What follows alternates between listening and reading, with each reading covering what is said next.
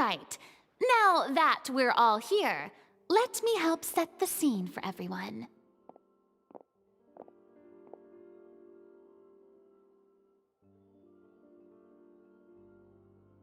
The first scene takes place when our two main characters are still living at the Baron's estate. They've been ostracized and verbally abused by others in the household, but they still have no idea why. We want to capture how naive and innocent they are, despite their pain. Chevres will be playing the role of the older sister, Tulip, and Ayaka will be the younger sister, Iris. Be sure to get close-ups of the main characters at the right moment. Silence on the set! Lights! Camera! Action! Let's go! Tulip, Mother's been out for quite a while now. Perhaps she went to pick some flowers on the way home. You know how she loves flowers. Iris, Tulip! I'm home! Mother! You were out for so long, we were beginning to worry about you. I'm sorry, but I'm back now, safe and sound. Here, I brought your favorite treat, apple turnovers. Mother, what are those bruises on your hand? Huh? What bruises? Oh, I must have bumped into something while I was working yesterday. But I didn't notice them this morning. Then perhaps they're from when I accidentally tripped when I was out just now. By the way, did you have fun playing at home? What's the matter, Iris? Well, we've realized that no one really wants to play with us. They even took Iris's doll and spat at us. And they even called us names. They said we were... Shh! It's all right, don't worry. Girls, listen to me.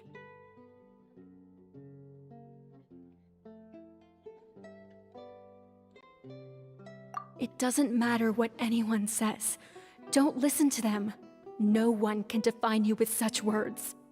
You both have wonderful lives ahead of you. Just like your names. You will both blossom like beautiful flowers. Maybe your time to blossom hasn't quite come yet, but one day, you two will bloom more beautifully than anything else. Don't let the soil you're in now ruin your future beauty. Understand? My dear daughters. And cut! Not bad. The actors' emotions were all on point. Let's keep that take. Also, if our clapper loader could avoid shouting at the start of the scene next time. Oh, got it. Great. I was a little worried that my nerves would get the better of me. What about you, Chevres? I felt fine. The lines weren't too difficult at all. Seems like Farina must have adapted the role nicely. You two were great. I couldn't tell it was your first time acting in a film. You should have more confidence. Thank you for your encouragement. Positions, everyone! We'll move on to the next scene after we try a few more camera angles.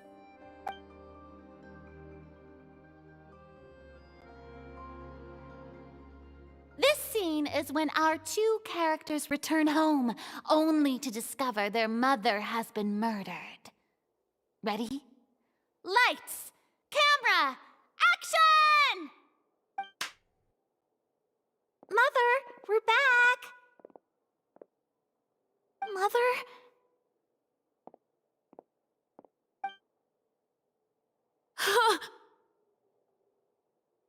What's wrong, Tulip? Iris, stay away! Huh? Why? What's... Mother!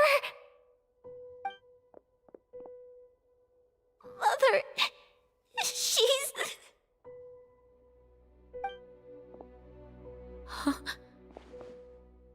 There's poison in this cup. Huh? have sworn I've seen this kind of cup before. Those aristocrats. They didn't even try to cover up their actions.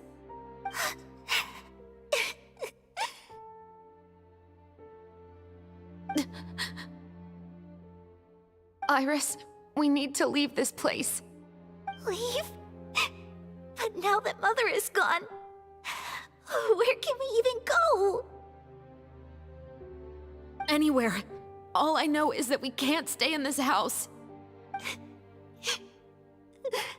But are we just going to let them get away with this? We'll have our revenge, I promise you. Just not right now.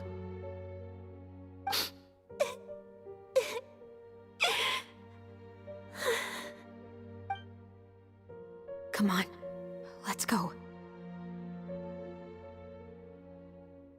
No, wait. We can't just leave Mother here like this. At least let me leave this rose with her. That's why we went out in the first place. To buy her this flower. All right. Goodbye, Mother. We'll avenge you. Someday. And cut! Beautiful! Great performance! Oh my, you're so amazing, Ayaka! And were those real tears I saw? How did you do it? I was surprised too. Thank you for the kind compliments. Actually, as soon as Director Farina said action, I told myself not to think about anything. I just felt the weight of the moment and became the character. It's quite similar to practicing the art of the sword. You clear your mind and focus only on what's happening in front of you. Ayaka's performance was amazing. Have I discovered an acting prodigy? Pipe down, everyone! We need to move on to the next scene!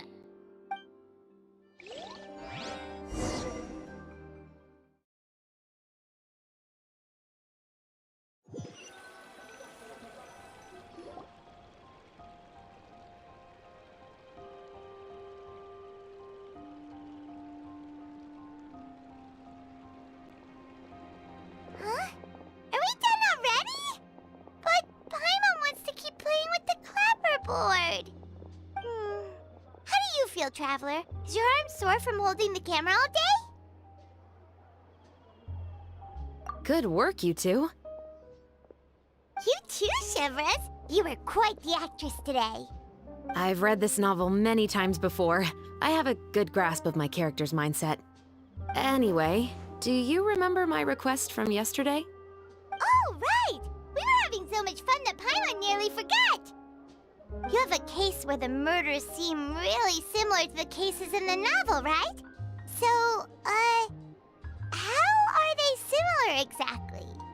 In the story, the main characters grow up to become two musketeers, always using their guns to carry out their revenge. And on each of the victims, they'd place a rainbow rose as a signal that they've returned. Yes, that's correct. We found rainbow roses just like in the novel. Seems like you're connecting the dots now. Oh, that does sound pretty concerning. Especially after seeing the script today. Oh, now Paimon can't stop wondering what kind of ulterior motive the murderer might have. What do you think, Traveler? You're smart. Paimon wants to hear your thoughts. Good. On behalf of Fontaine's Special Security and Surveillance Patrol, thank you for your dedication to justice. There's no time to lose. We should start investigating right away. Follow me. Huh? Right now? But we just got done filming all day. Paimon's so tired. The most valuable intel always comes after nightfall. They are like small, remote islands in the middle of the sea. If you don't stay vigilant, you will pass right by them in the fog. That's how one of my favorite books always puts it, at least. So, where are we going right now? Let's start by checking out some workshops that sell mechanical components. If the culprit is making their own weapons, it's very likely that they'll visit those sort of places.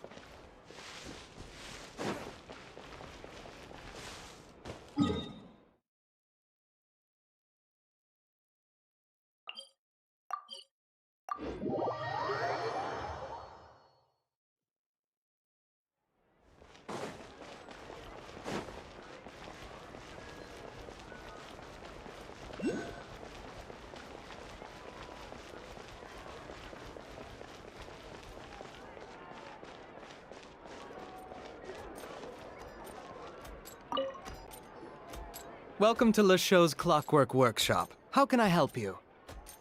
Hello. I'd like to know if anyone has purchased some special components lately. Special components? Sorry, could you be more specific? I mean the kind of components that aren't typically used for clockwork toys, but for firearms. Huh? For firearms? No, we don't sell those sort of things here. Don't misunderstand. I'm not here to cause any trouble. We are merely investigating a case, and we're hoping that you could cooperate. Well, to be completely honest, I'm not even sure what kind of components that would entail. Has anyone ever purchased components here as an individual rather than on behalf of an organization? We have a lot of customers who buy toys, but those who buy components are all regular customers who buy in bulk on behalf of their organization. Is that so? I understand. Thank you for your cooperation. You're welcome. It's the least I can do.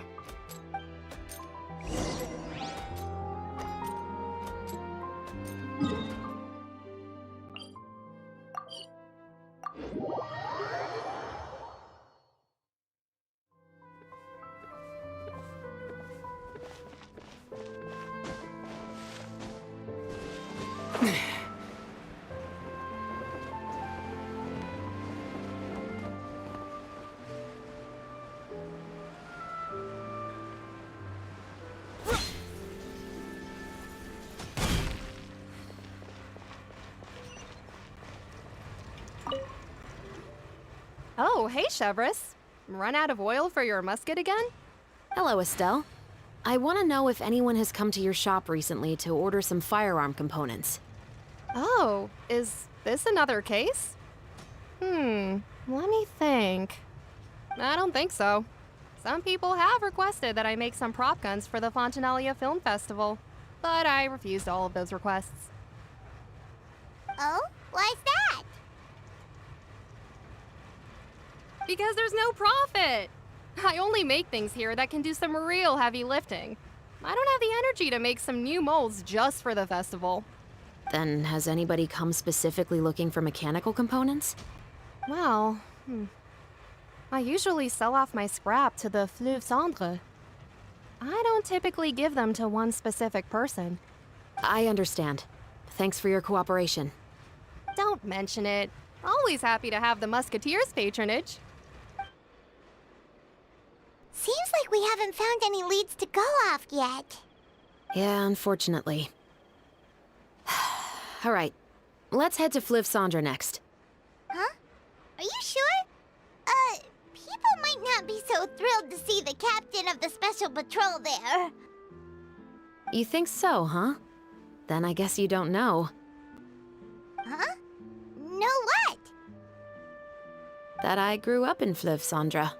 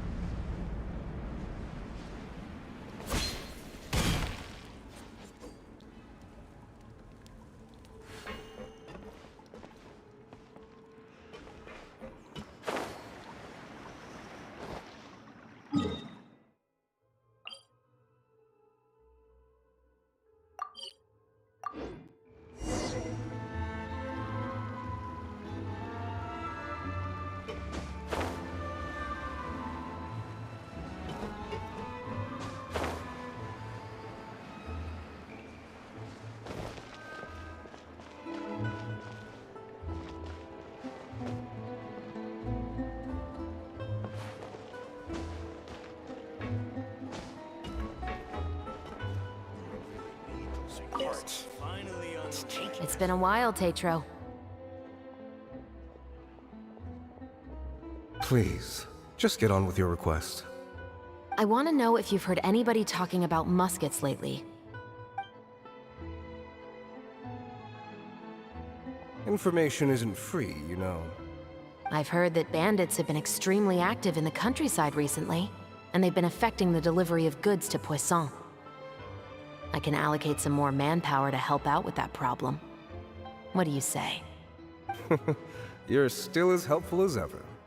One of our men got drunk at dinner about a month ago and lost his gun. 3 days later, it turned up in the corner here. What's weird about that? He just forgot where he put it, right? This is Fleuve Cendre, my friend. Anything of value left in the tavern won't ever make it to the next day. But that gun turned out to be an exception. It didn't get any new wear and tear on it, and didn't even appear to have been fired. We were quite mystified as to what could have happened. I suspect it came back because the weapon was already known to the guards. You mean, a criminal was afraid the Marechaussee Phantom would use the shot marks to track them down? Maybe. But if that's the case, the culprit really took great care to avoid getting caught. I didn't say anything about a criminal. In Fleuve Cendre, knowing who was killed is as easy as knowing what clothes you're wearing today. It's the guy living in the East Side, isn't it? I've never liked him. Every time he's here, he just orders a drink and sits there with a nasty look in his eyes. So, who was the one who lost the gun in the first place? Don't bother. Even if you ask, he wouldn't admit to owning a gun to some strangers. Not to mention the captain of the Special Security and Surveillance Patrol. He's right. I know you grew up here, Chevreuse. Even though you're on good terms with the Spina, you've still been gone too long. Not many people know you here now, and a lot of people don't like the Special Patrol. I know. So take my advice and don't show your face too much around here. It's for your own safety.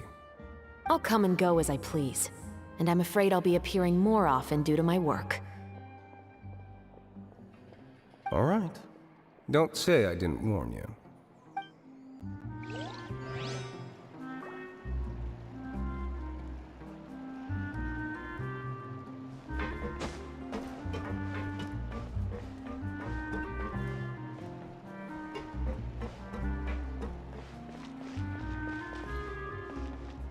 If there's anything you need.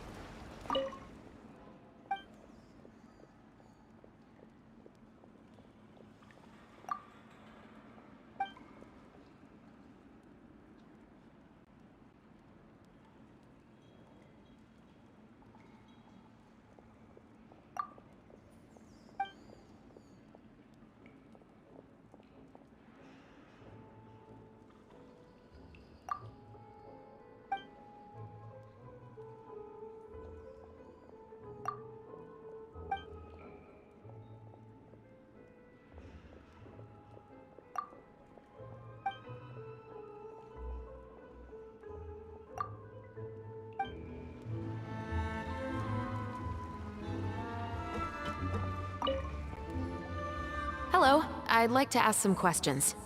I don't know anything. Don't worry, I'm not here to arrest anybody. You say that now. It's the truth. Here, take this as my guarantee. Wait, did Paimon just see what she thinks she saw? Is the captain of the Special Patrol bribing a citizen? Seems you're different from the other guards. What do you want to know? Have you heard anything related to muskets in Fleuve Cendre lately? Anything at all? Muskets, huh? All I know is that about 2 weeks ago, we started hearing some loud noises at night. So loud that it's been waking me up. Were they gunshots? Possibly. It's hard to tell around here. Someone's house collapsing, a pipe exploding somewhere, it's all the same. but the noises I'm talking about definitely happened after I fell asleep. Do you know where the noises were coming from? I don't remember clearly. Is it that you don't remember, or that you need to think about it some more? You tell me. Then please, think about it some more. She's giving her even more Mora! The noises came from the end of the Southern Waterway. I came out and had a look for myself when I wasn't sleeping well, but I didn't dare get too close. That's all I know. All right, I'll take your word for it. Thanks for the pâte de fruits.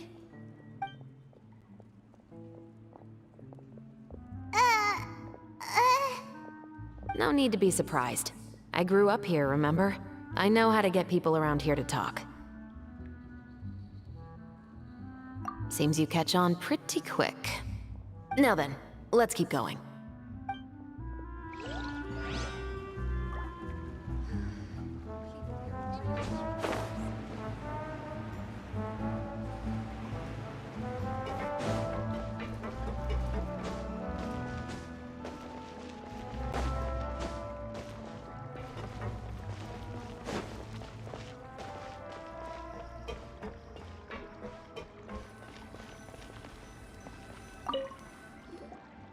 What's all this? Some broken planks and barrels, as well as some liquor bottles? Yes, but have a closer look, Paimon. Even though somebody has purposefully tried to clean them up, these are obviously marks from musket bullets. In other words, someone was here trying to improve their shot. They were using the barrels and bottles for target practice. Could it have been the killer? Your guess is as good as mine. Although many people at Fleuve Cendres own guns, few hide the fact from others. And even fewer would go to such lengths to hide markings from practice shots. Anyway, let's go. There might be more to this.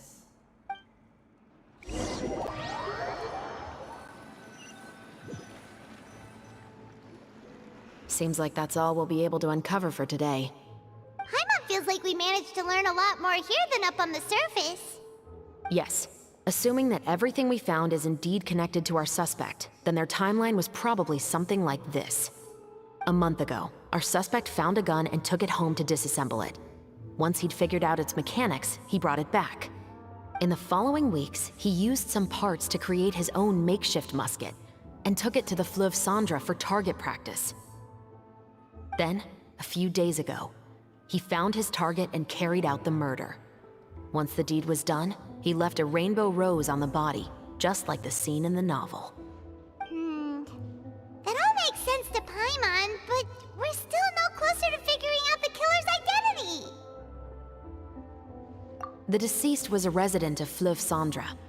It's said that he was a poor, solitary man. Yeah, that's also something I'm trying to figure out. If we are indeed following the novel, and there's a story behind the murder, then this murder should be an act of vengeance. But according to our investigation, the deceased didn't have any enemies. He was no saint, but no one's heard of a rival who hated him enough to shoot him dead, much less care to leave a rose on his body. What message is the killer trying to convey, and to whom exactly? We've thoroughly investigated that possibility. He claims to have spent the whole day at the Opera House on the day of the murder, and the staff there have confirmed his account. Okay, so he has an alibi. Not only that, he lacks a credible motive as well. He has a family of his own, and both of his parents are still alive. I've looked into his records. He was adopted at the age of 6, and all the proper procedures were followed. There are also records of him at an orphanage before then. In the story, the mother of the 2 Musketeers was murdered after the children turned 10. Of course, he could have changed the children's ages, but I don't want to assume anything without evidence. More importantly, I've also had a chat with him in person. He didn't seem like the kind of person who would pull the trigger to kill a man. Then, what should we do now? We have all this new information, but it doesn't help us move forward. Investigations take time. I didn't expect us to catch the culprit in just a single day. How about this? Let's spend the next few days filming with the crew. We can continue the investigation once we're done with the film. I'm sure that given time, new leads will present themselves. Wait, but weren't you saying intel small, remote islands in the middle of the sea just a moment ago? Wouldn't you just miss them if you were to stop looking? Ah, but the book had more than one reference to the islands, Paimon. Oh? What else did it say then? As long as you spend enough time sailing through the fog, you'll eventually come across an island.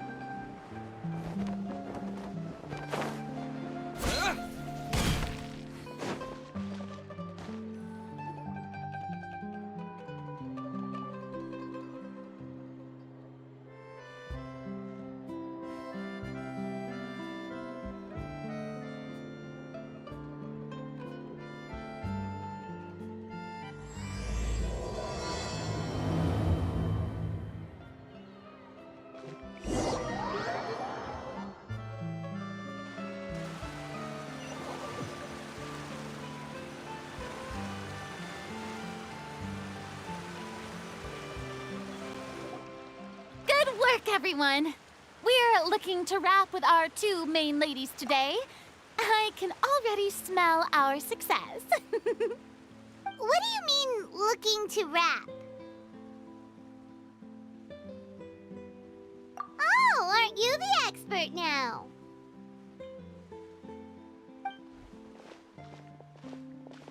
This upcoming scene is the two Musketeers' final confrontation with the Baron.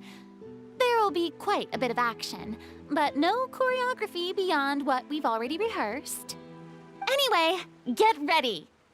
Lights, camera, action! The view is beautiful tonight.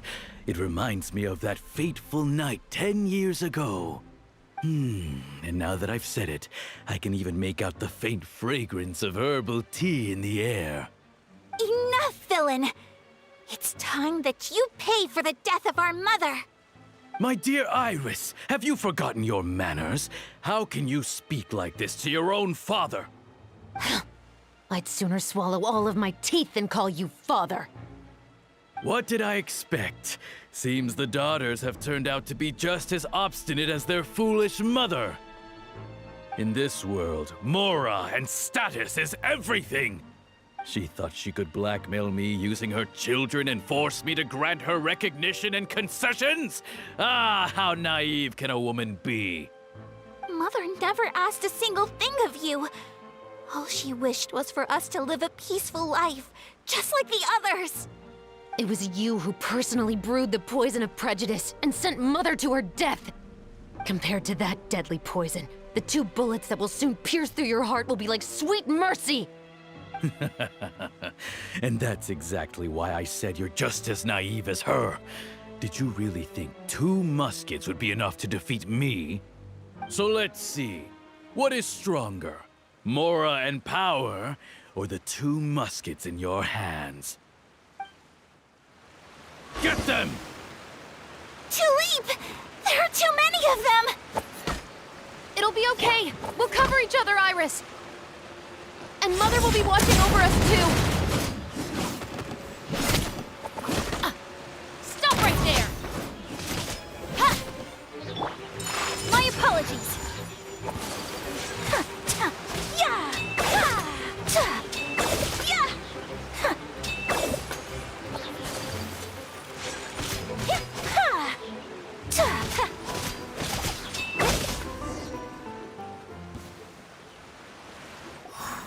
You've lost. To think I'd lose to my own 2 kids.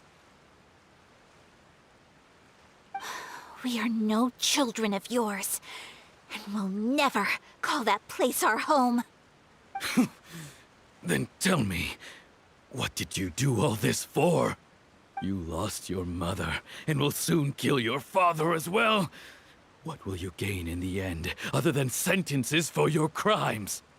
We will gain our long-awaited justice.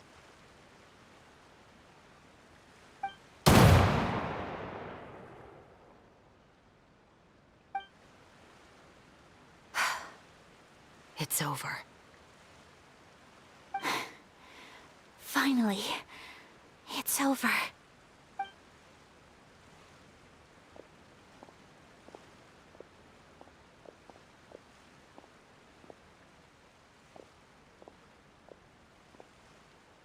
So, where will you go now, Tulip?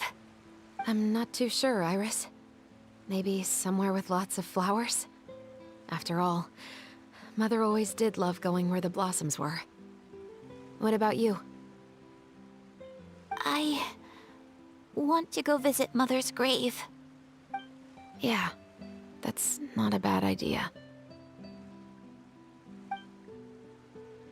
Huh? Tulip, look! What is it? It's Mother's favorite. The rainbow rose. Look, it's blooming again.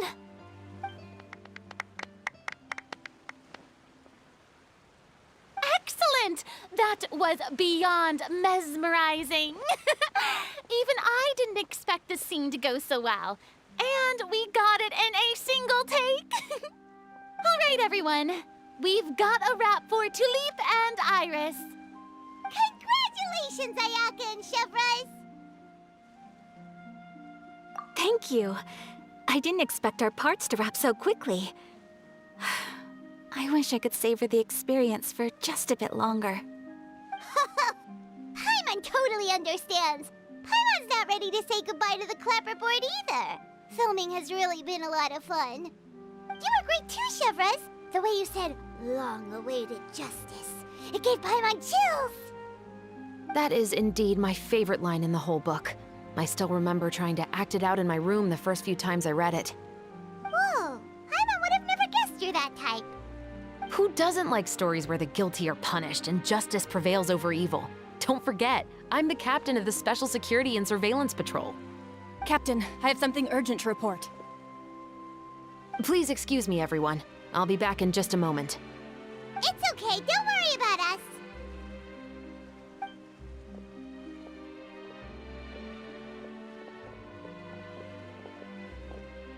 Oh? Was she whisked away by work already? I was just about to tell her how great she did. It seemed like some urgent official business. Then perhaps we should thank the stars that we were able to wrap both of your parts so quickly today. Switching around the filming schedule would have been a real pain. Anyway, I actually came over to let everyone know that we're all done for today.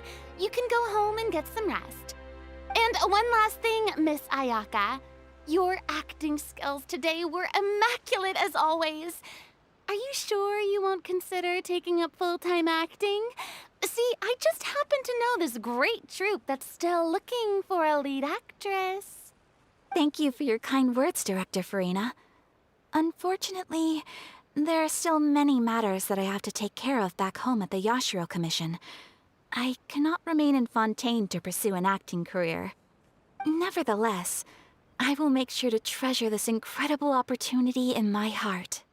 Oh, that's a shame. But I understand. Just let me know if you ever change your mind. I believe it's also about time for me to take my leave. But hopefully I'll see you on set over the next few days. Even though my part's wrapped, I'd still like to swing by and help out the crew. See you tomorrow, Traveler and Paimon. Yep, see you tomorrow! Well, what should we do next? Maybe we'll go investigate the case some more with Chevres today. Traveler, Paimon, please come with me. Huh? Where are we going? You could say that our ship has finally chanced upon one of those small, remote islands of intel.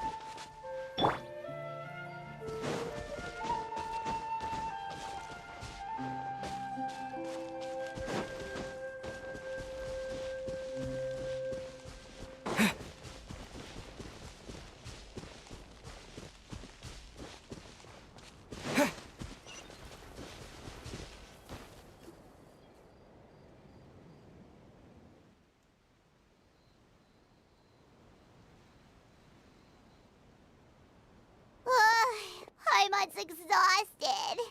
Paimon definitely didn't expect having to float this far after a full day of filming. So, Chevres, why did you take us here?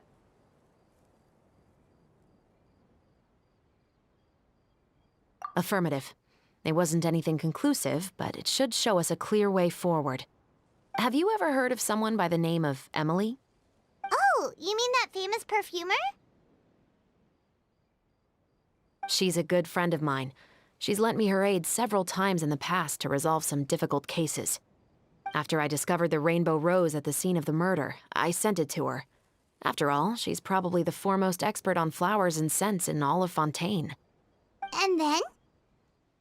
There was nothing remarkable about the flower or the trace amounts of soil left on it.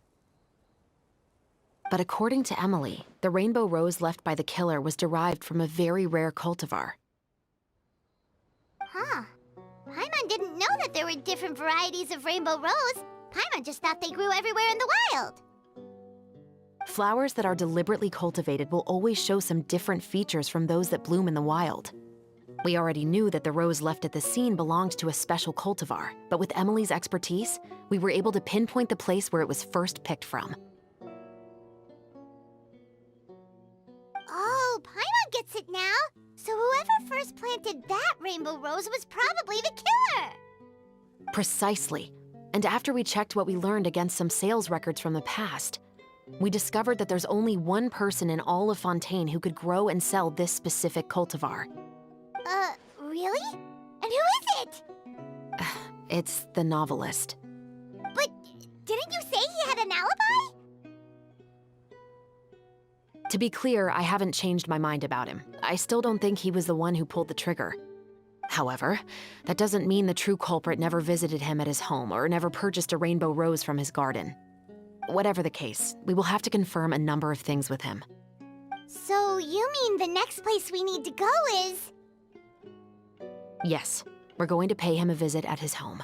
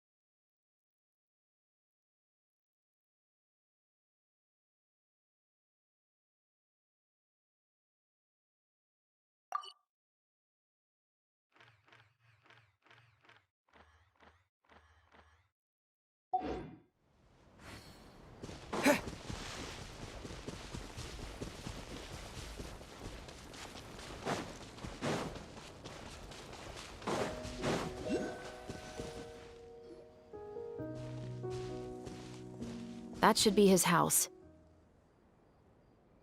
There are so many Gardamex stationed around the place. That's pretty unusual, right? According to what he told me last time we spoke, he hired them so he won't be harassed or disturbed. Huh. So there are a lot of flowers in his garden, but Paimon doesn't think we'll be able to pick one without alerting the Gardamex. Right, which is exactly why I think there has to be a special connection between him and the killer. So, should we knock? Just wait here for now.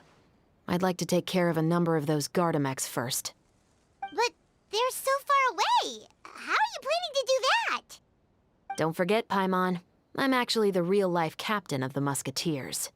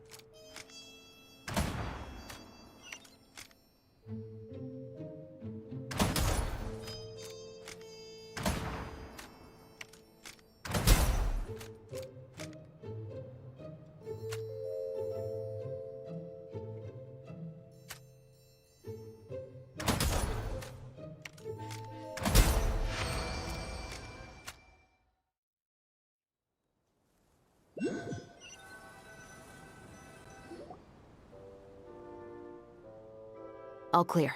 Let's go. Wait! Paimon's a little nervous now that we know he could be the killer. Can we go over our plan of action again? I'll go knock on the door and make sure it's safe inside. Once we're sure that we're in the clear, I'll ask him to come with us for a quick round of questioning at the guard's headquarters. But can't we just arrest him?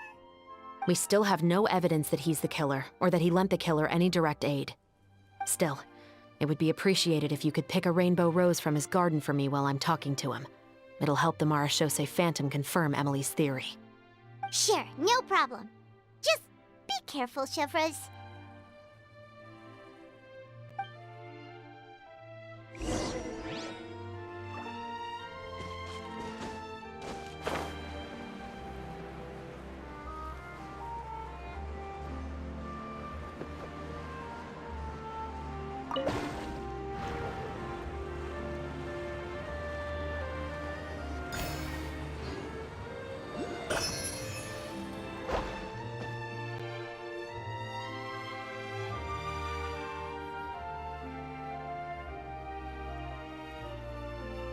Excuse me, Mr. Baptiste, are you home?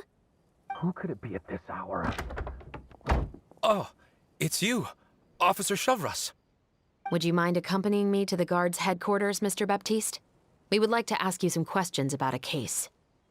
Oh, is it still regarding the murder case from before? I cannot confirm or deny that at this time. So it is then. Listen, I need you to come with me, Mr. Baptiste.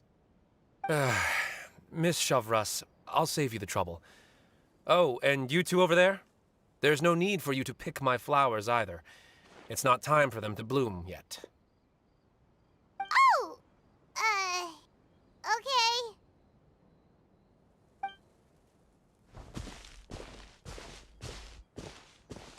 By saving me the trouble, you mean... I will confess. I was the killer. Huh? He just admitted he's guilty! Please relax, everyone. I'm not armed. The musket you're looking for has been buried in my backyard. Then it's my responsibility to inform you, Mr. Baptiste, that everything you say right now will be used as evidence for the inevitable trial. Yes, I am perfectly aware of that. I must say, I hate this feeling. Oh? Is it because I confessed?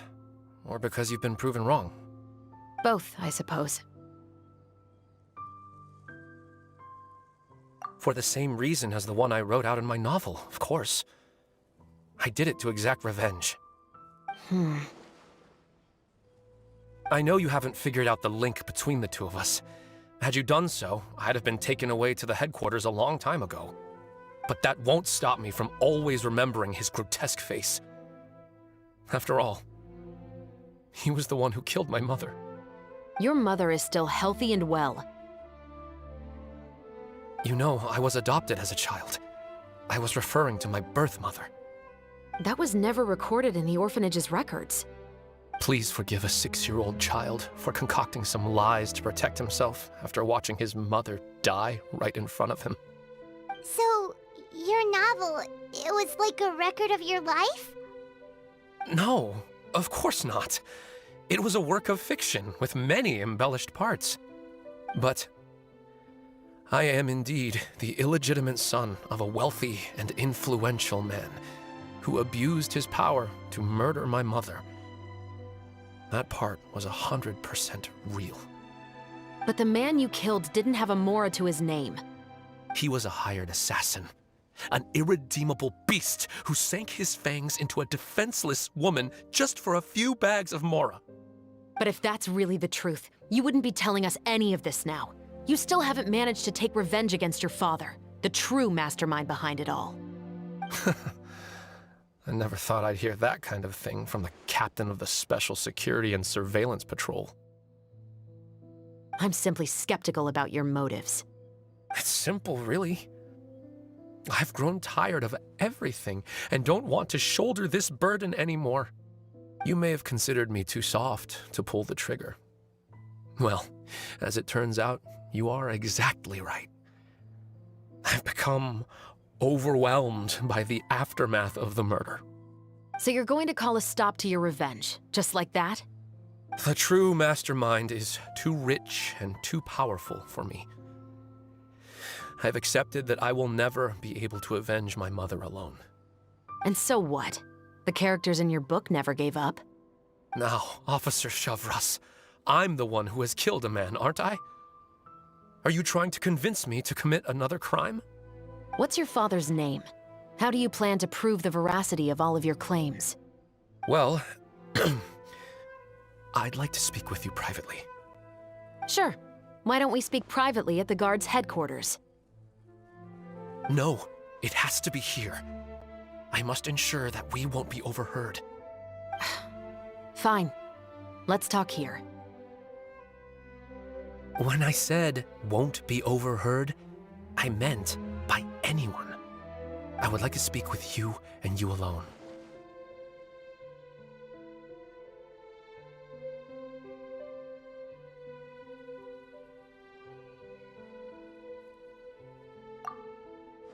Thanks. I appreciate it. Please stay safe, Shavras.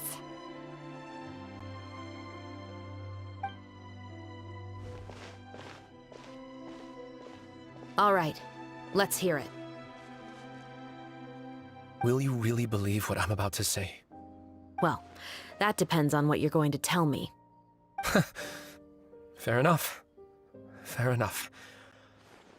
Then listen closely.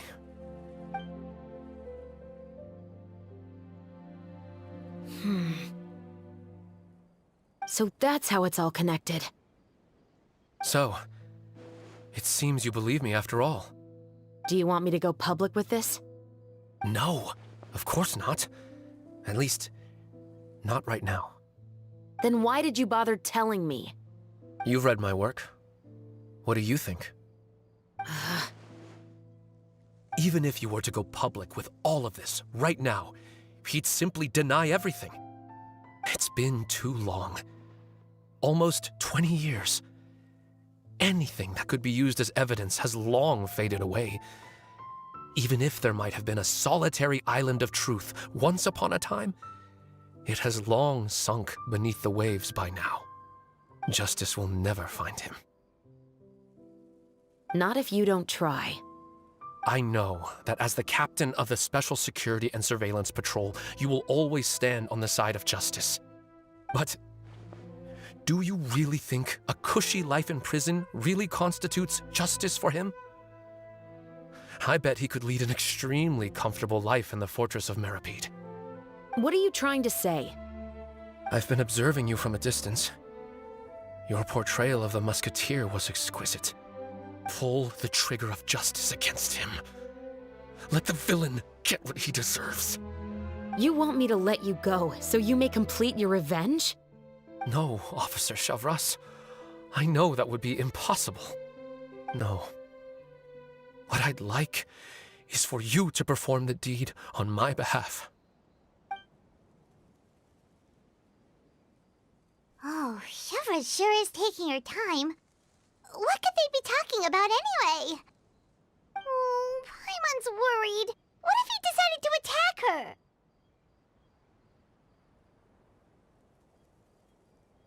Oh, you do have a point.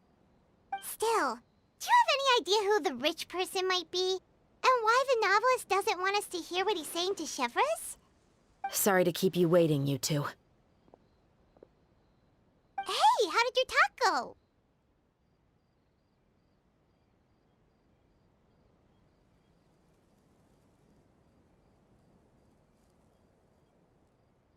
I've already sent someone to escort Baptiste back to the headquarters for questioning. He wasn't lying about the musket. It was indeed buried in his backyard. But what about the name? Did he tell you the name of the rich guy? Yes, he did. But for now, I have to return to the Special Patrol. There are still a few loose ends I need to tie up.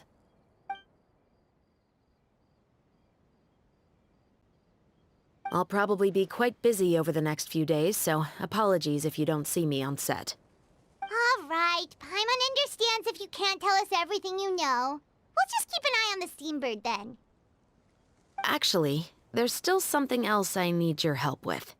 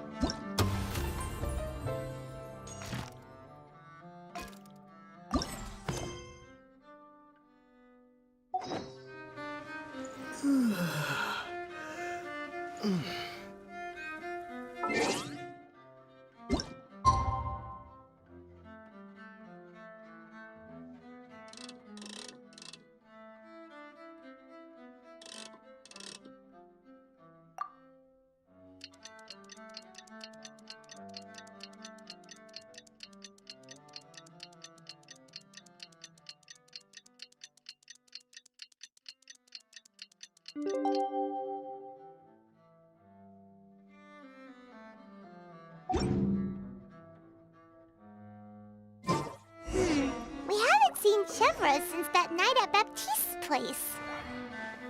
Well, guess there's no point in worrying about it now. Let's go join up with the others.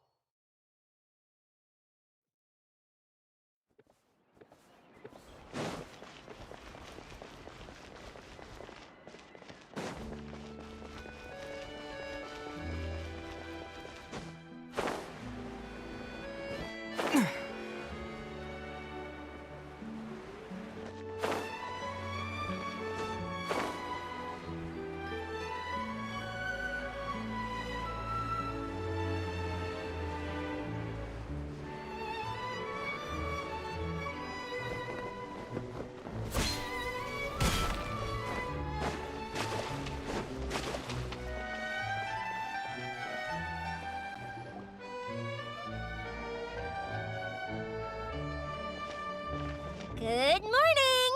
Hayaka and I were just talking about you. Is Chevra still not joining us today? Probably not. We haven't seen her either. Huh? That's such a pity. Director Farina said that we've only got a few small scenes left before wrapping up the entire thing. She even said that she'll get me into a couple scenes, so everyone will have a chance to shine in front of the camera. We were also planning on having a victory feast once we're all finished filming. You can join us, right? If only Chevros was here. I still haven't taken a photo with her. I'm afraid that can't be helped. Those special patrol folks are like phantoms when they've got a case on their hands. But to be honest, I'm even more concerned by what I read in the Steambird earlier this morning. It said that the killer in the murder case was none other than the author of the 2 Musketeers. Oh yeah, I heard about that too. He came forward and confessed his crimes, but gave no explanation as to why he pulled the trigger. We didn't know about this case at all when we joined the film. Is it going to affect the reception of our work? From a pure publicity standpoint, this will draw a lot more attention to our film. I have to say, though, that no director can be perfectly comfortable with garnering attention through means other than artistic skill. To be fair, I feel like that ship sailed the moment you allowed yourself to be named as the director on our posters. It's not my fault that I'm super popular. What was that saying again? My popularity has, Sunk to an all-time low? spread to the four corners of Tibet.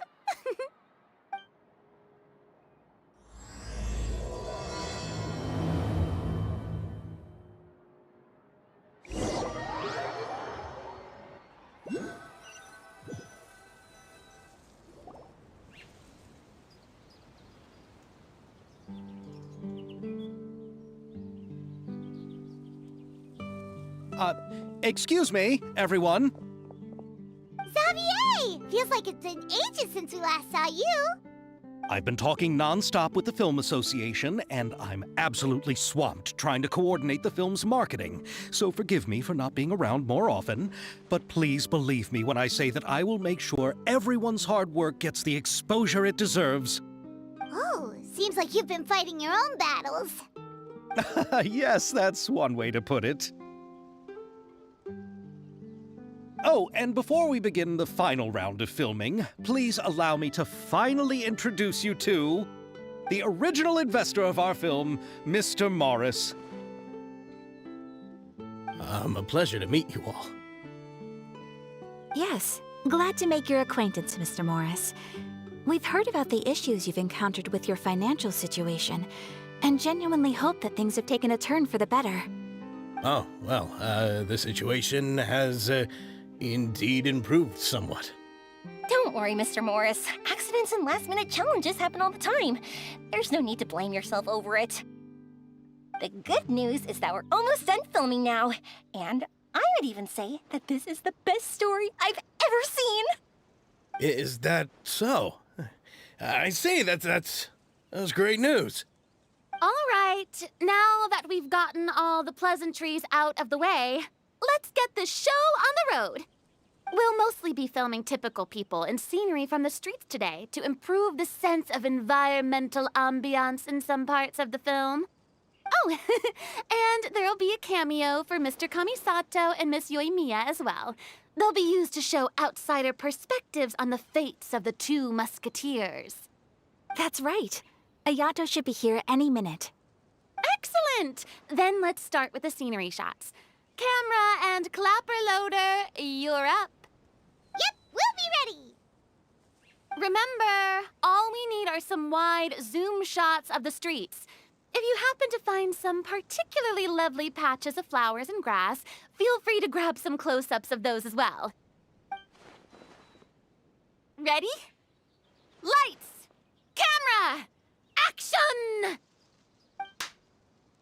Okay, now move the camera slowly.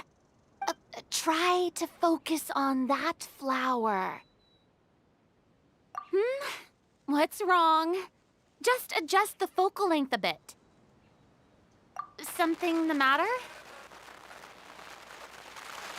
Huh? But wasn't it working fine for all the days before? Veronique, can we try a different camera? No problem. How about this one? All right, let's give it another try. Lights!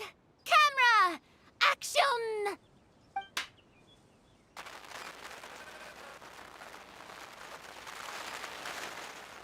Don't tell me. This one is broken too? Veronique, do we have any other spare ones we can use? I'm afraid we only brought these two today. What? Then go find a workshop to get them repaired right away. Oh, and you too, Bono. Go find our spare camera in the warehouse and bring it back to the set. On it. Greetings, everyone. My apologies for the delay. Is something the matter, Ayaka? It seems like there are some issues with the filming equipment today. We're stuck for the moment. I see. Well, let's not just stand here twiddling our thumbs. Actors, to the makeup booth. We'll start on the next scene as soon as we get a working camera. The people at the workshop told me that the part which holds the lens in place seemed to have fallen off. That's super strange. It was perfectly fine just yesterday. Well, no time to dwell on that now. Let's get back to filming. Ahem! Quiet on set! Places, everyone! Lights! Camera! Action! By the way, have you heard about that recent murder case? Yes, I have. It seems that they've caused quite the commotion in the city. I heard that the chief of the guards is so mad about not catching the culprit that he's about to explode. Oh? I find that quite hard to imagine, considering how he already looks most days. Director, we have a problem. Oh, we're in the middle of a take! Couldn't you wait until we wrapped up this scene? No, Director, our film, all the finalized film that we've been keeping in the case has disappeared. Oh, wait, what did you say? Mr. Bonneau, please take me to where the film was kept right away. I'm coming too. No, Yoimiya, you have to stay here. Oh. Okay, listen up. Everyone who's not working on this current scene can go with Bonneau to look for the film. Everyone else, stay put and wrap up the scene. Unbelievable. How could all these problems happen in just one day? We're back. How did it go? Did you find the film? We found it in the sewers. Huh? In the sewers? Is the film still okay? We discovered it just in time, so we should still be able to salvage it. The others are checking now to see if we lost any specific scenes. Oh, you scared me for a moment there. I nearly thought we had lost everything. I really don't want to experience that feeling of despair again. Okay, but who could have stolen the film and dumped it there? Could it be, some competitors working on other films? But if they wanted to harass us, why wait until the last day? Okay, we don't have time to really look into it right now. Let's strike while the iron is still hot and wrap this thing up once and for all. Yeah, let's finish it.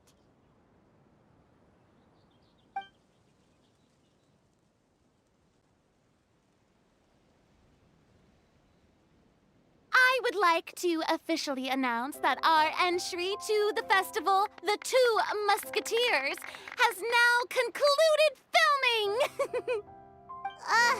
Paimon is spent. It's so late already. Even though the filming process proved to be extremely challenging, everyone provided valuable and unique contributions to the final product. Thank you all for your dedication and support. And just like Director Farina, I would also like to extend my most heartfelt thanks to all of you. Really, you've all helped me so much. All right, let's save the awards speech for later, and hopefully also get some rehearsals in before the real thing. Anyway, now it's time to party! Let's all make our way to the beach and have a celebration feast so loud and fun that even the blubber beast will want in. Party, party! Paimon wants to party!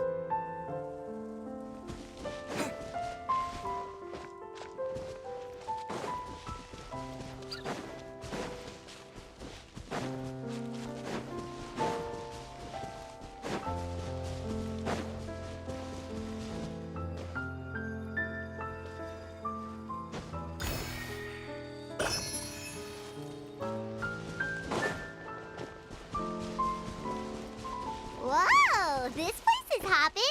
Everyone's finally getting to relax after wrapping up the film. Let's go chat with someone.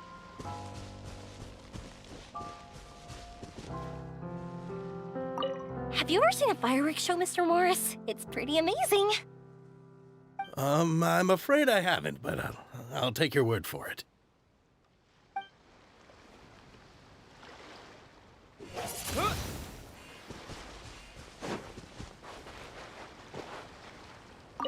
I was thinking, if this film turns out to be a success, could I ask the two of you to stay and be a part of my crew?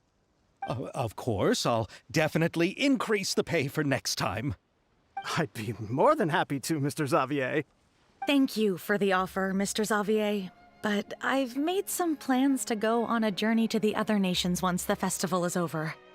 Is that so? Well, then in that case, bon voyage, Miss Veronique. Please feel free to get in touch once you've returned to Fontaine.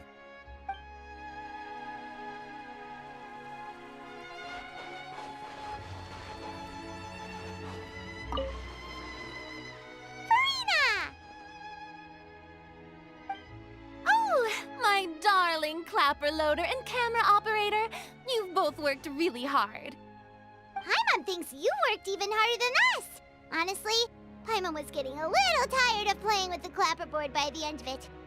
Worst of all, Paimon started having dreams of you shouting, "Lights, camera, action!" into Paimon's ears. The actual dream can't even start until you've yelled that. Hey, if anything, shouldn't I be more grand and delightful than your dreams?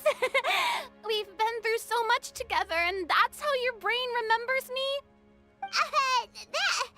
That's not Paimon's fault. We've just used the clapperboard too much lately. Anyway, what's most important is that we've wrapped the film. I'm pretty confident that we'll take first prize. Hey, no need to mention the official name. Wait, now that you mention it, if we did win the prize, would Farina just get a statue of herself? Come on, I don't need that kind of attention. Xavier can accept the reward on our behalf. But just imagine! Farina accepting the Farina Award and holding a Farina statue. I'm going back to my dessert now. You all can keep discussing that on your own.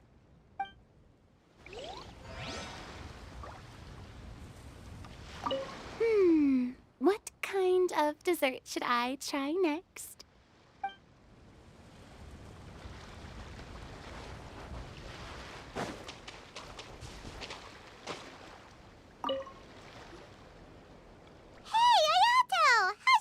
Going? Everything went rather smoothly. Thank you for your concern. Ayato told me that we've already confirmed the dates for some Inazuma Fontaine cultural exchange events. So the next time we visit, we'll be doing so in our capacities as the representatives of the Yashiro Commission. Oh, that's great! Then maybe Paimon will be able to find Fontaine detective novels in Inazuma from now on! Oh, wait, wouldn't Yae Miko get upset if that happens? That would be stealing some of her business. You've got a point. She's always complaining that light novels have become bland and too predictable after all. The cultural exchange won't only feature literatures of both nations, of course. We have also made plans for cross-cultural engagements in the fields of gourmet cuisine, toy making, and artisan craftsmanship. Whoa! Paimon's getting super excited now! When the time comes, be sure to visit and participate in all the events.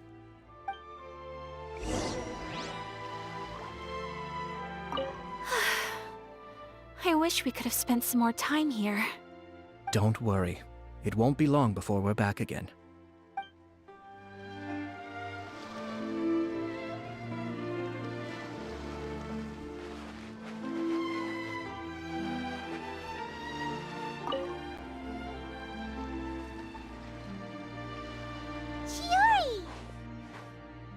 Hey, you two. Are you not really into these kinds of big social occasions? Not particularly. But this is still better than Fontaine Fashion Week. But if this film becomes a big hit, people will definitely come flocking to your shop. Yes, that's highly likely. As long as the film can premiere as planned. Are you still worried about the case? That and all the obstacles we had to face today. You're right. It's as if all our bad luck just manifested at once. But why today of all days? No. No, it's nothing. We've already delivered the film to the editors, so there should be nothing more to worry about. How are you doing, Mr. Morris? You having a good time? Well, you could say that. Do you happen to know when the party is scheduled to end? Judging by how much fun everyone's having, I'd say probably not until well after midnight. Is there something that you still have to take care of at home, Mr. Morris? Oh, well, I'm just not a late night person, so I might take off shortly. Oh no! Silly me. I almost forgot something super important. Oh, what is it? I prepared a whole batch of fireworks for the party, but I forgot to bring them over from the warehouse. Fireworks, you say? Well, that's, truly a pity. Sorry things didn't go as planned. Could you help me carry them over, Mr. Morris? I won't be able to fetch all of them by myself. Me? Are you sure that you can't find anyone else? I just wanted to make this a surprise for everyone. The warehouse isn't far from here. We'll be there in no time. Pretty please, Mr. Morris. These are some of the best fireworks I've ever made. So I also want you to see them before you leave. They're stunning. I promise that they'll be a once-in-a-lifetime experience that you'll never forget. But... It's okay. Just come with me. If we're sneaky enough, nobody else will see us leaving. All right. The warehouse is right over here. I moved the fireworks there in advance, so it shouldn't be too much work bringing them back. It's still a ways away from the party. Sorry about that, Mr. Morris. It's probably because I'm used to carrying fireworks all the time, so it doesn't feel like a lot of work to me.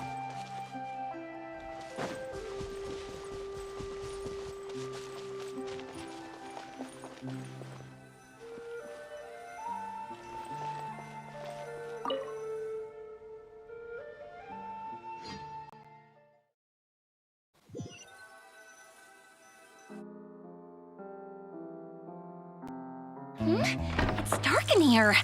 Wait here, Mr. Morris. I think the light switch should be somewhere over here. Why did I have to get roped into this? What was that?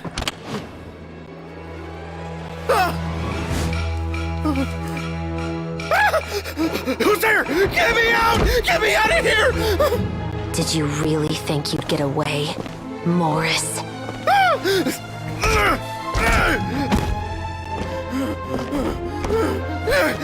You've got the wrong guy! It wasn't me! I'm not the killer! You know, Eliza died a far more heroic death than this. She fought your assassin to the end, to save the children she had hidden beneath the floorboards.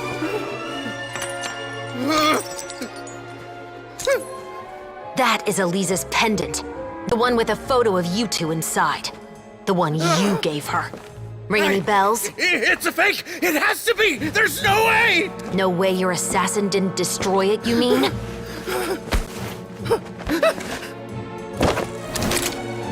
Did you ever love her, Morris? Or was killing her always the plan? No, please! Listen to me! I told Eliza to keep us a secret! I paid her plenty for her silence! I never thought she'd keep the child! Everything was gonna come out, and I had no choice! She forced my hand! No! I'm begging you. I have money. Just name your price, please! You can keep your Mora, and you can go to hell.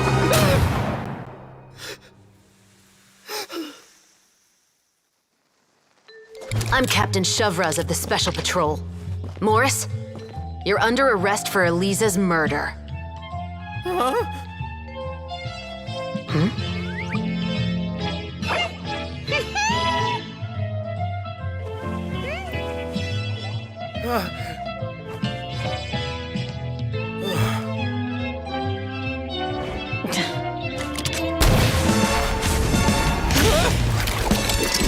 You're under arrest too, prop manager Veronique. Or perhaps I should call you the second Musketeer.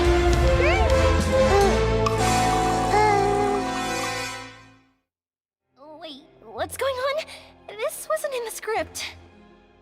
Drop the gun, Veronique. Why? Why would you keep me from exacting revenge on this heartless monster? Drop your weapon.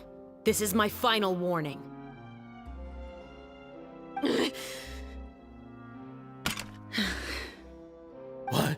What is going on?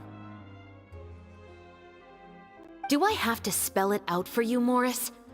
Everything that took place just now was staged to get you to confess the truth. But this last part is all improv, of course.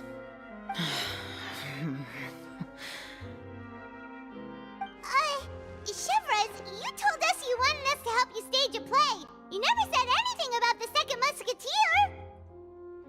It's because even I had no way to confirm my theory until now. Thank you for your performance, Yoimiya. Could I trouble you to go and bring in the other Special Patrol members? They should be on standby just outside. Oh, and please tell the other cast members not to worry about us. We'll be rejoining them shortly. On it!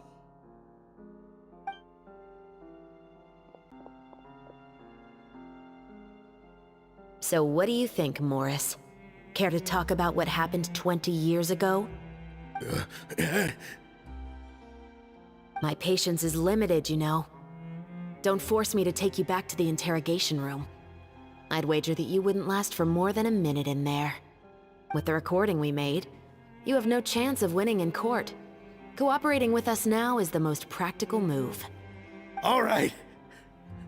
I'll talk. I hired an assassin to murder Elisa. She once worked as a maid on my family's estate. She was very beautiful, and after some time I fell for her. We kept our relationship a secret and carried out an affair for some time, but it wasn't long before she became pregnant. And if my parents ever found out, they would have stripped me of my inheritance and status, driven me out of my home.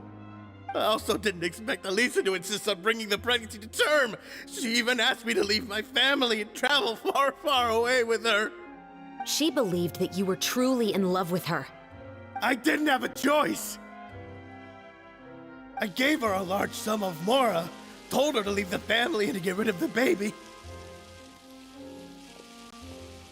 But then years later, she sent me a letter. There were photos of 2 children, and she even asked if I could find some time to visit them. Huh? 2 children? Paimon thought Baptiste was the only... you mean... Even if she had the children against your will, you could have just ignored the letter entirely. Why kill her? I had just gotten engaged to be married to an heiress from another wealthy family. So if anyone were to find out about Elisa, my life would be completely ruined. I didn't have a choice. No. You always had a choice. You just made the wrong choice. Again. Do you know how it feels to watch your mother be killed right in front of you? My brother and I were hardly even school age yet. We were hidden beneath the floorboards, grasping each other's hands like a lifeline. We were so terrified that we didn't even know we could ever take a breath. All we could do was to watch Mother try to fight back, and then collapse to the floor. Even after the assassin left, we were still too terrified to leave our hiding spot. We thought that he might come back.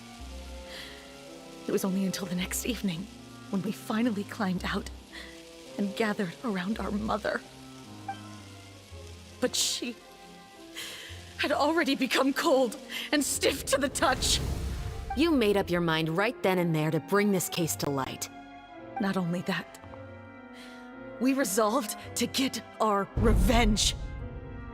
And that's why you became the Musketeers. No, that's why I became a Musketeer. The man from before was also killed by me. My brother had nothing to do with it.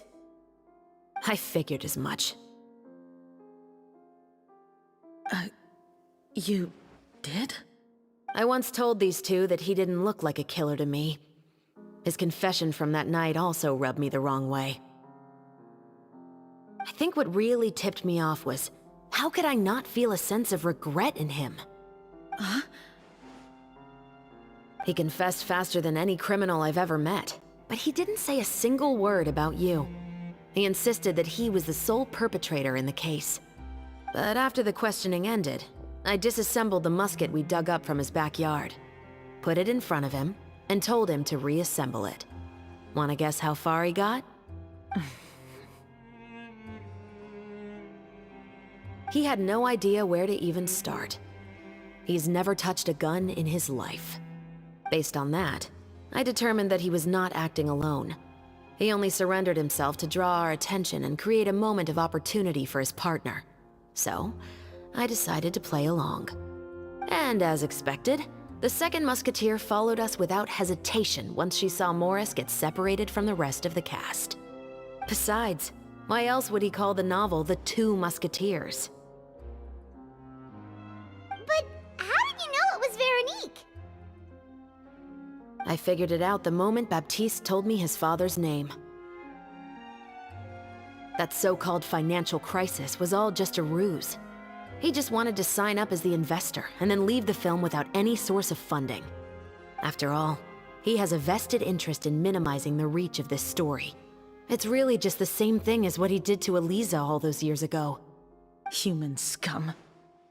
But then Xavier pulled out all the stops and got the film made against all odds. Morris couldn't have that. With the killer in custody, he figured it was safe to act. And so he came to visit the set today, just as I expected. Wait, so you were behind all those mishaps today?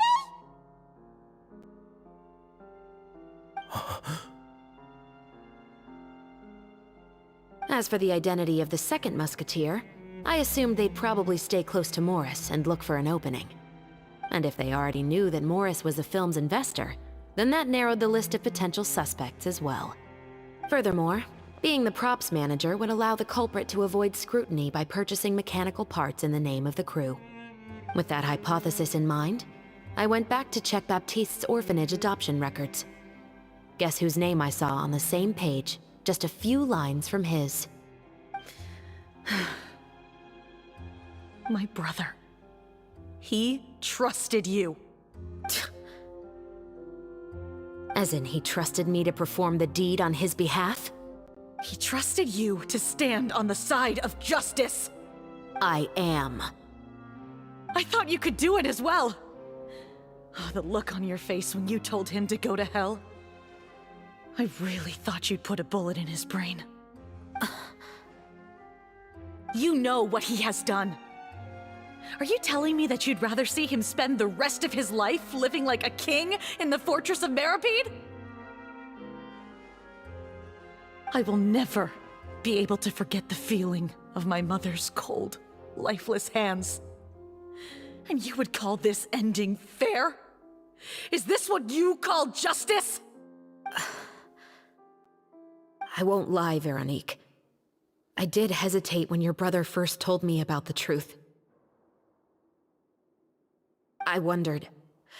I agonized over whether I should really put a bullet in his head. So why don't you? Because that should never be how justice is carried out in this world. Perhaps, to you, justice is simply reciprocated. An eye for an eye, and a life for a life. But everyone has their own understanding of justice. If everyone were to pursue their own definition of it, there would be no more order in this world. Today, you'll kill Morris, and tomorrow, his children may come for you. The world cannot render judgments based on a desire for revenge. That will only lead to a cycle of revenge, as well as the destruction of order and civilized society. Fontaine is founded on a set of laws and a standardized code of justice. That is why we are the nation of justice. But with all that said, I will promise you this. Morris will not lead a cushy life in the fortress of Meripede. Chevros, the rest of the Special Patrol is here. Thank you so much, Yoimiya. Letelier, Terena, please take them away.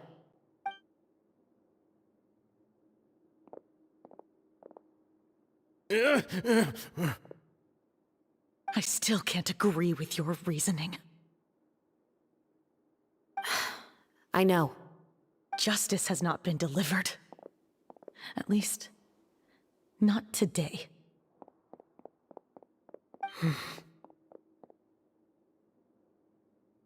Chevros. Let's go. We should give an explanation to the crew. Thank you for your concern. I'm fine. I'm just thinking about the things in life that have driven people to take justice into their own hands.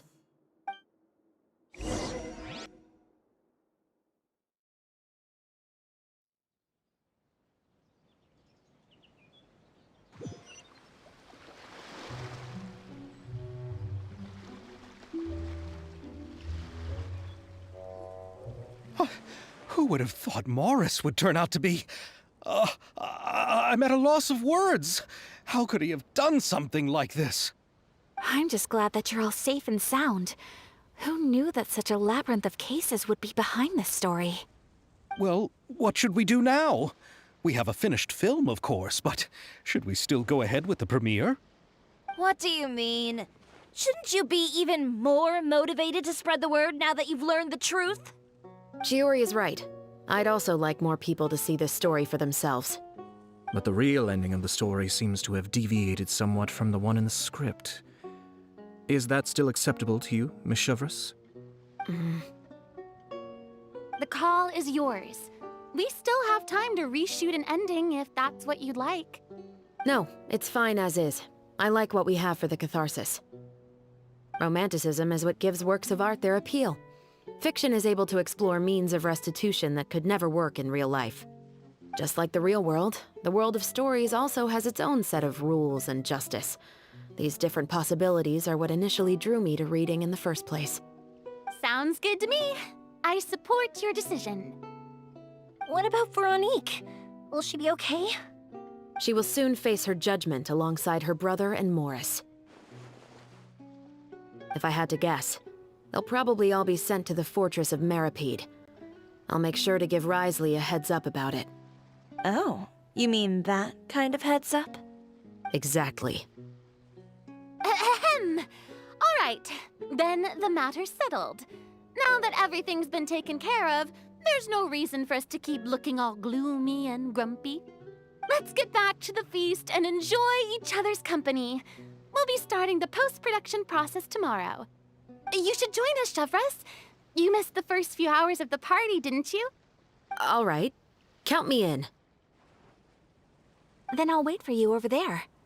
There's still some good news that I'd like to share with Chevreuse. Traveler, Paimon, could you wait for me by the sea after the party ends? I'd like to go on a brief walk with the two of you. Thank you very much.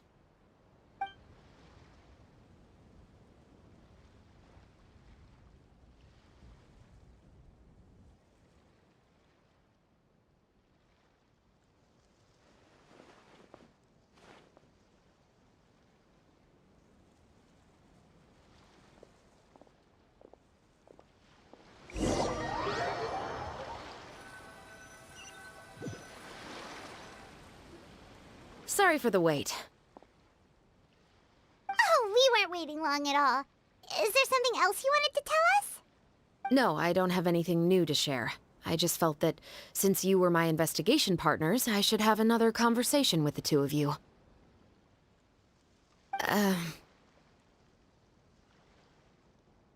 Traveler, how would you have responded to Baptiste's request if you were in my shoes?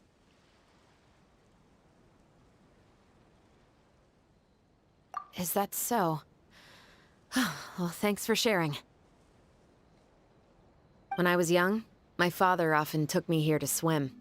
We'd come rain or shine, even when it was freezing cold. He told me that swimming was the best activity to train one's strength of will. You could never give up before reaching the shore, especially when the water was cold. Oh? Why's that?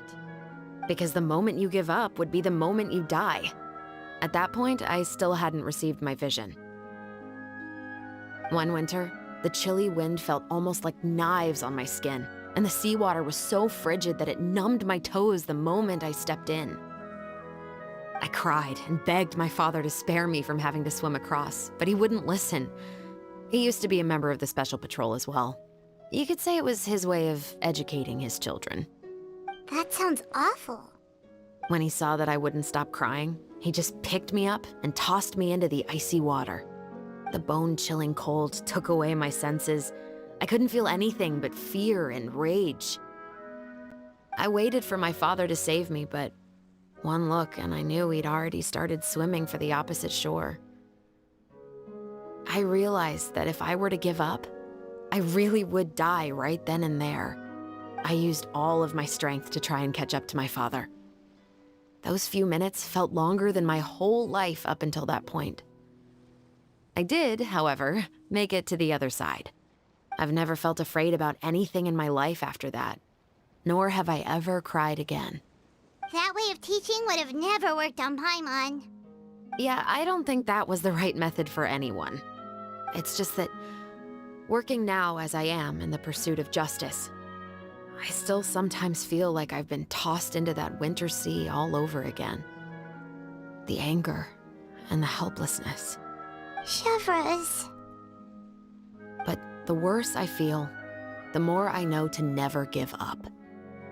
The alternative would be to forever lose myself among the waves. Anyway, how about a race? Neither of us will drown, but we can still see who swims faster. You guys go ahead! Paimon will grab the clapperboard to mark the start of the race.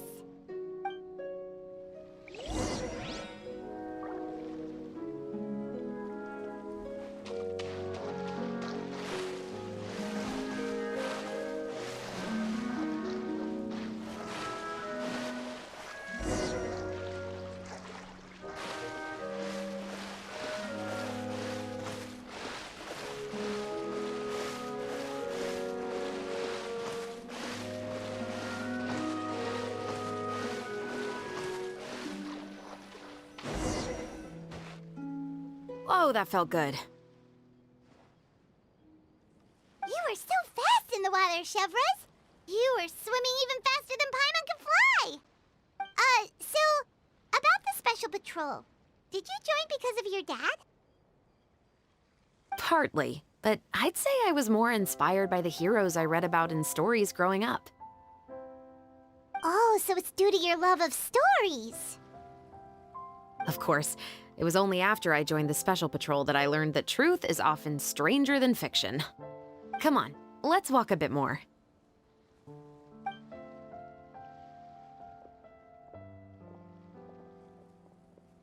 To be honest, I do sometimes question whether the decisions I make are the right ones.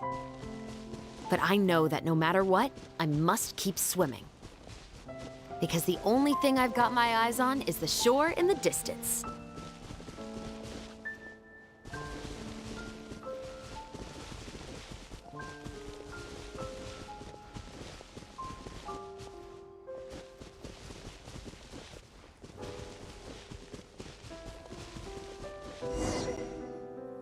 Thank you for coming on this walk with me.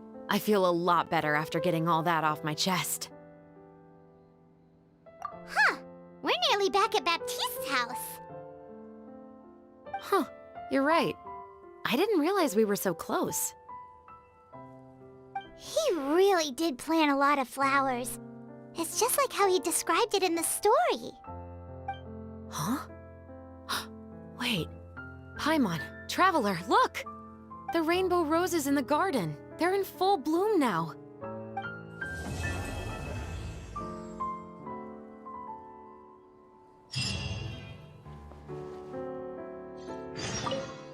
Even though it's a bit late, I must thank you for investigating this case with me.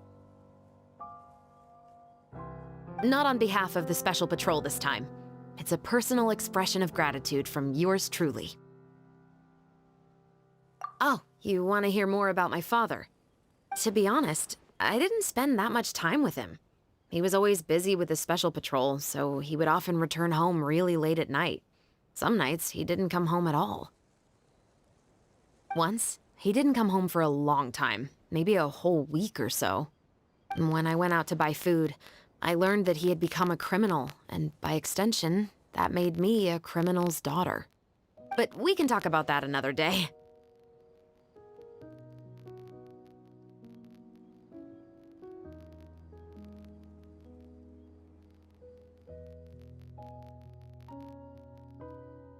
I actually have a lot of sympathy for Veronique and Baptiste. I can understand the hatred they feel for their father. But that doesn't mean I'll allow them to walk the path of evil, even if it might lead to another sense of justice. Films are different from the real world. They're a form of art and represent the wishes in people's hearts. I adore the two Musketeers, and I'm very happy to have had the opportunity to act the role as one. I can't wait to catch the film when it premieres in the Opera House. I'm looking forward to seeing the audience's reaction to the climactic ending. Thank you for looking out for me. I'll see you at the award ceremony. I'd be very surprised if we don't win.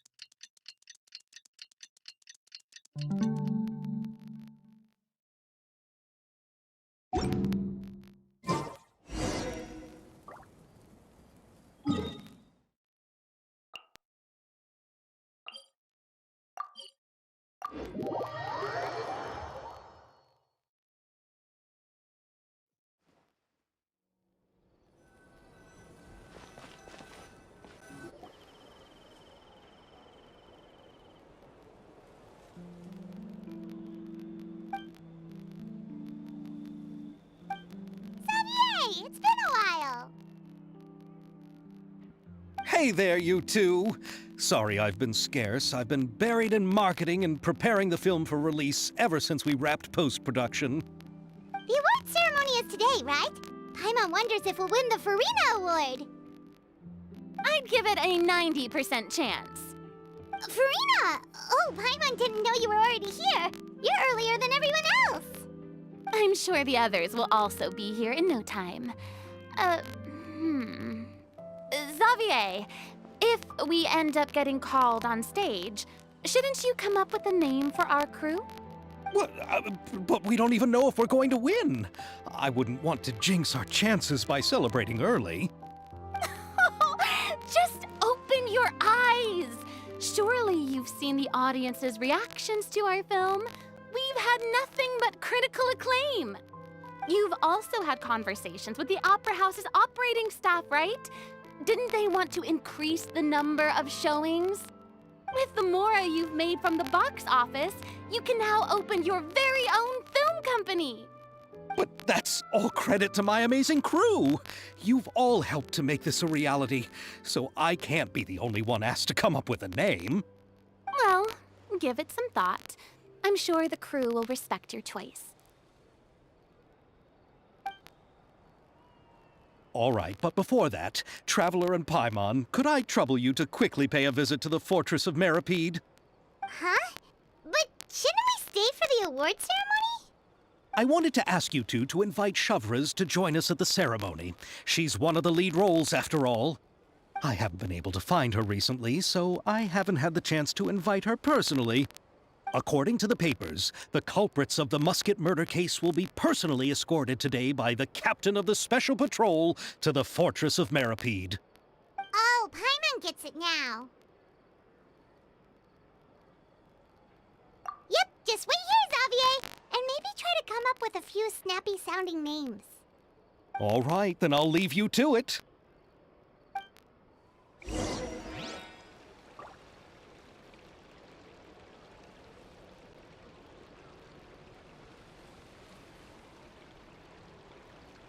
Will we really win an award?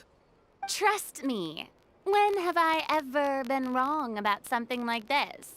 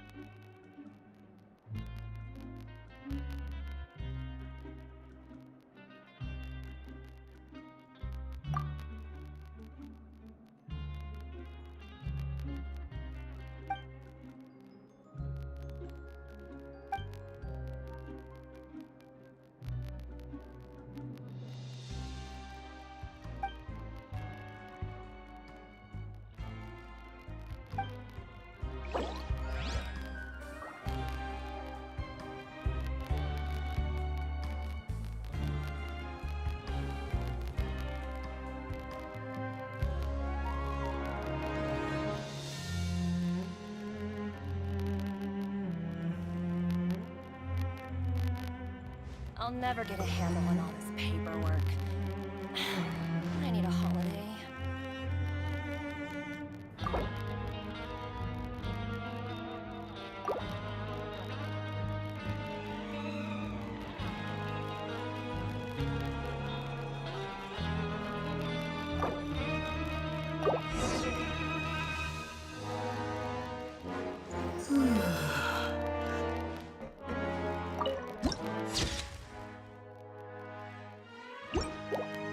I'll never get a handle on this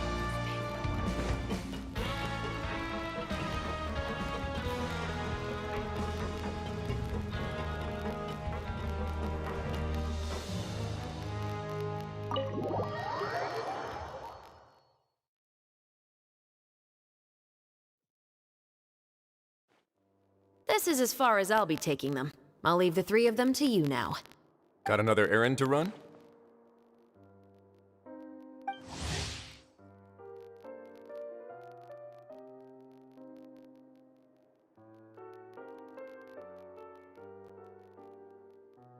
Something like that. I'm expected at a party. Now that's something you don't hear every day. Found a new pastime? No, it's just a special occasion. Shavras! Risley! Festivals really do bring people together. It's been a while since I last had so many visitors at the Fortress of Meripede. Call it the festival spirit, I guess. Yeah, you could say that. Even our head nurse has gotten herself all worked up preparing super deluxe nutritious shakes. Just one gulp and you'll have met all your nutrition needs. Were you talking about work just now? We've already finished discussing everything. So, what do you think about my heads up, Mr. Risley? I believe I haven't yet made any promises or guarantees. But you also didn't shoot me down. Here, How about this? You could give everyone a copy of the newspaper. Perhaps on the day when the cover story happens to, oh, I don't know, expose a certain someone's misdeeds from 20 years ago? I suppose then a certain someone may soon find himself the most unlucky person in the Fortress of Meripede?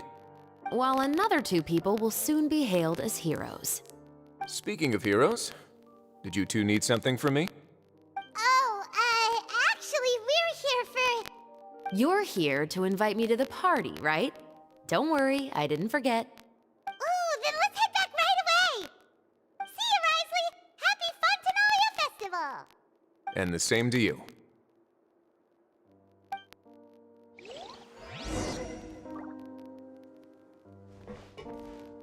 Please, go and enjoy the festival.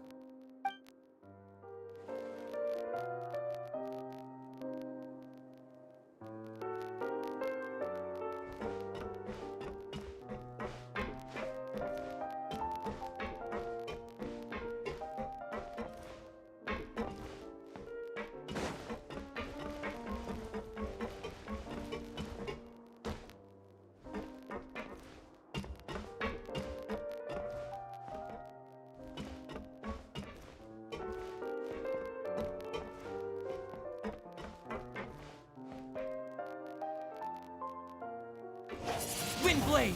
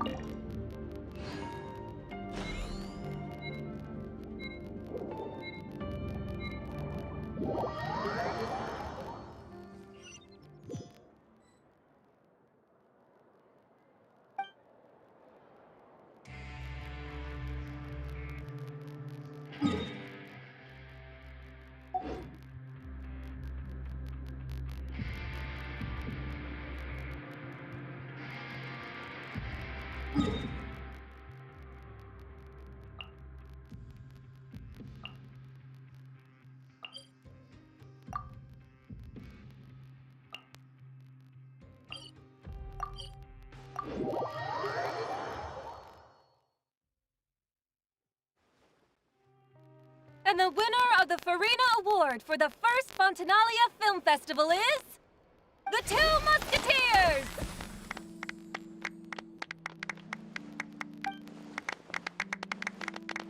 We won! We really won! Congratulations, Mr. Xavier. We won? I can't believe it! I really can't thank all of you enough! See? My takes on Fontaine's entertainment industry have never been wrong. Now, please welcome to the stage the producer of the Two Musketeers, Mr. Xavier!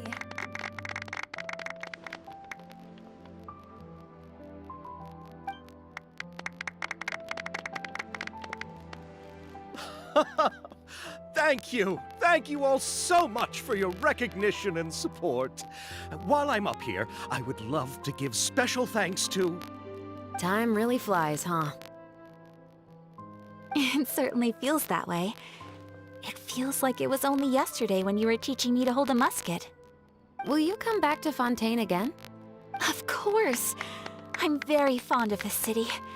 There are so many novel and interesting things that it's been hard to keep track of them all. But how about you? Would you be interested in visiting Inazuma? I can't say the thought has crossed my mind before, but I'd be willing to consider it now. I will be eagerly awaiting your visit. It would be wonderful if you could visit my home and enjoy a taste of our tea and desserts. Yeah, let's keep in touch. Did you accomplish all you came here for? Yes. And you should visit Inazuma again sometime. How has Ogura and her business been? To my knowledge, she's doing quite well. Tell her I said hi.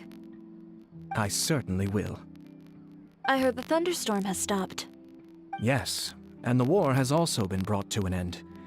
Peace and prosperity has returned to the islands.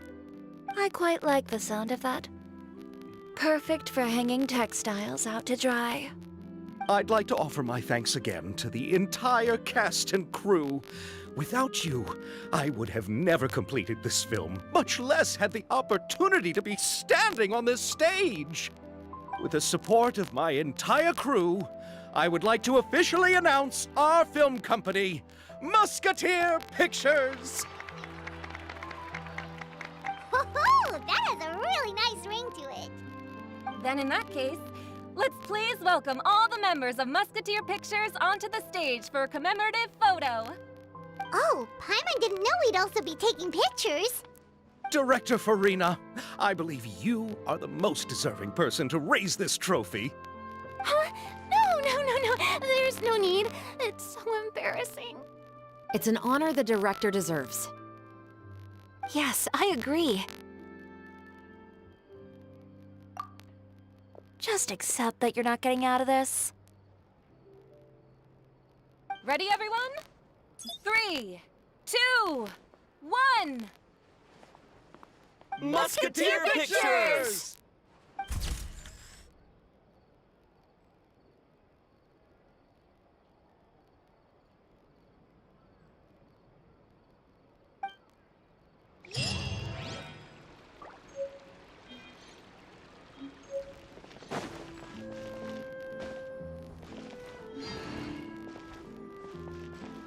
Miss Yoimiya, we haven't had the chance to talk, but please accept my thanks for everything you've done over the past few days. Oh, but I feel like I didn't do anything out of the ordinary. I'm very grateful for your assistance during that special performance in the warehouse. It was always going to be somewhat risky, to engage and draw away Morris all on your own. You're only a civilian and have never been trained to act in such a dangerous situation. Don't say it like that. As the director's assistant, it was my duty to help out the crew however I could. It was an honor to help you solve the case. I have to admit, though, my heart was thumping super hard the entire time I was laying on the ground. I was scared that everyone would notice. You did great. Oh, and before I forget, if you ever visit Inazuma, please come and pay a visit to Naganohara Fireworks. I'll make some fireworks for you. I even know what shape I'd make. I'm guessing a musket.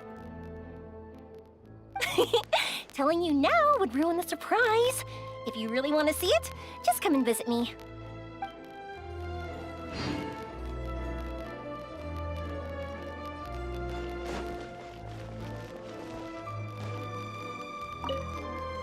Lady Farina, please allow me to take just one more photo of you. I would also love to get your autograph, just as a memento of our time together on the crew. Hey, I've had enough of the camera flashes from when we were all up on stage. But, Lady Farina, you are the best director I've ever met! The most photogenic maiden in all of Fontaine! This kind of lively and celebratory setting is exactly where you shine. I believe all photographers would agree. Come, the brightest star of our land! Show us your light! The camera is waiting to sing praises of your beauty! Well, I'm flattered, but...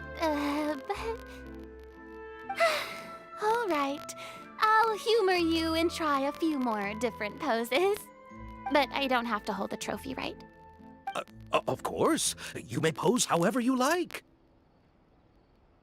Thank you so much. Thank you so much. By the heavens, my luck has been beyond belief.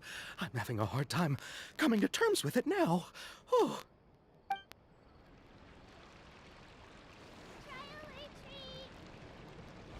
Happy Fontanalia Festival.